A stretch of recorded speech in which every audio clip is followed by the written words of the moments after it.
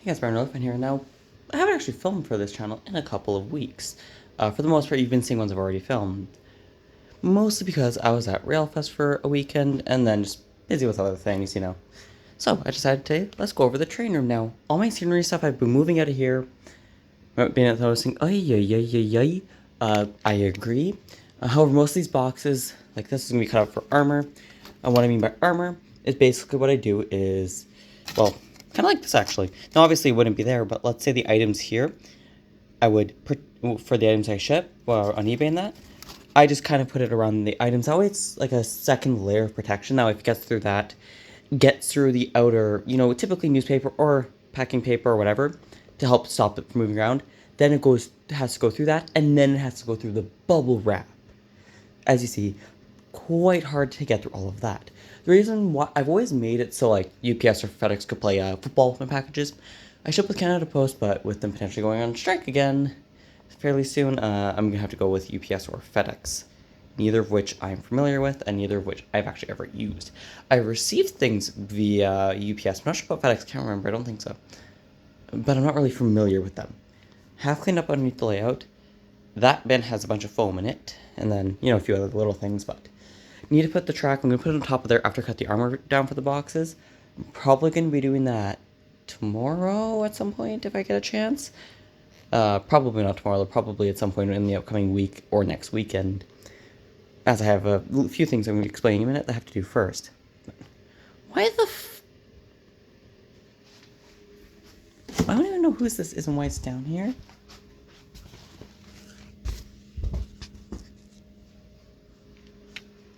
Yeah. I don't know why that was there, but that can't be there because I need that stuff to move, and I don't know who put it there. If anything, I would have actually put it underneath there, but that's a story for, what's going on over there? I'll explain to you in a minute.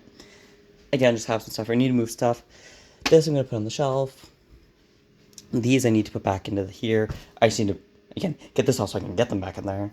And then just, see a few other things. I just got, in fact, I'm holding this right now.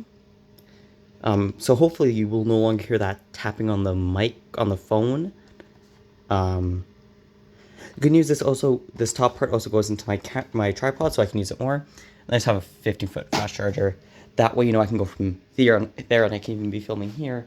Well, my phone is charging if I need to. So that helps a little bit for days.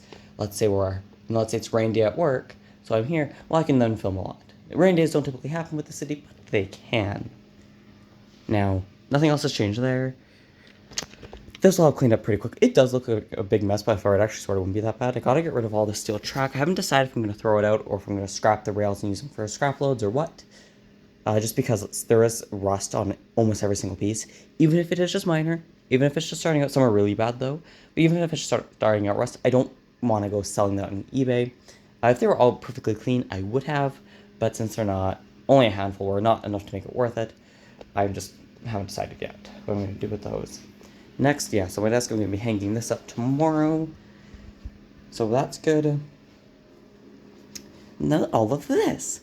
These are the two Sealiner Proto 1000 CP DCC silent Sealiners that you'll have seen in another video. These I haven't actually made their own videos on yet. I may not. I haven't decided yet. They're not packaged or anything. Like, I just have them in the box. Like, they're kind of like this Stupid 800. It's just sitting in the box. He's going to sit like this in the end.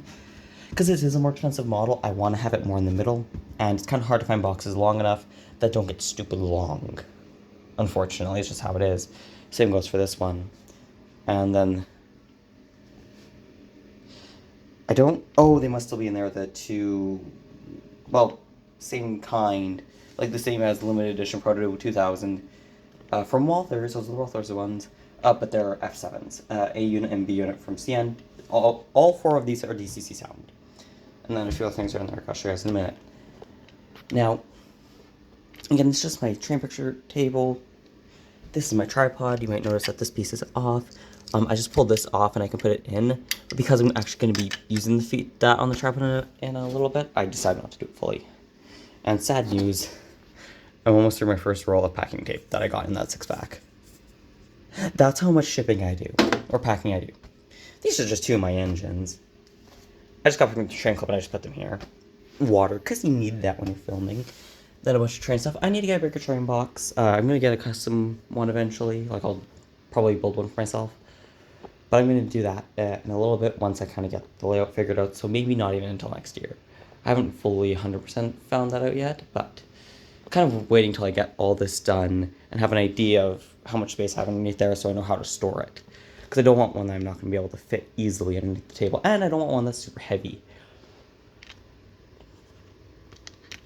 Yeah, so, yeah, that's basically the layout room update for now. Now, I will be doing a lot more, well, I'll try to film videos every, like, Friday night, Saturday night, and in the summer. Typically with my shorts, I film them in batches, just in a running session, so in, like, you know, in an hour session, I could get probably 100 shorts, if I really tried. Typically, I could get, like, if I'm just going around casually, I could get 60. But what I'm going to do is I'm going to probably run a couple engines today even, because I need more shorts. And then I kind of just do that, and then film shorts as I want. That way I have them in advance, so if I get busy, it doesn't really matter. Now, I haven't done much on the layout itself. At Railfest, there is nothing double to speak of. In fact, there wasn't even much in general that I wanted to put on this layout. Well, with the stuff I got, it's basically the only stuff I found interesting there. Yeah, Mega Train's a little bit better with terms of interesting things, but this one had higher value things, so that was nice too. Probably gonna go again next year. Oh dear, I keep doing that. I really need to glue those down. But yeah, so I'm not sure how much is going to change on the layout in the summer, mainly because I'm working. Then on Wednesdays I have dragon boating and all that, so I think I'd be more focusing on other kinds of videos in the summer. Yeah, I'm still going to do some stuff on here, like I'm sure I'll do some scenery stuff, but I don't expect the fast progress again to come until more the winter months when it's a little too cold to be outside. And, you know, at least have fun while being outside. But anyway, so thank you so much for watching, everybody, and I'll see you guys all in the next video when, in fact, we'll probably be going over some of that stuff that I just showed you.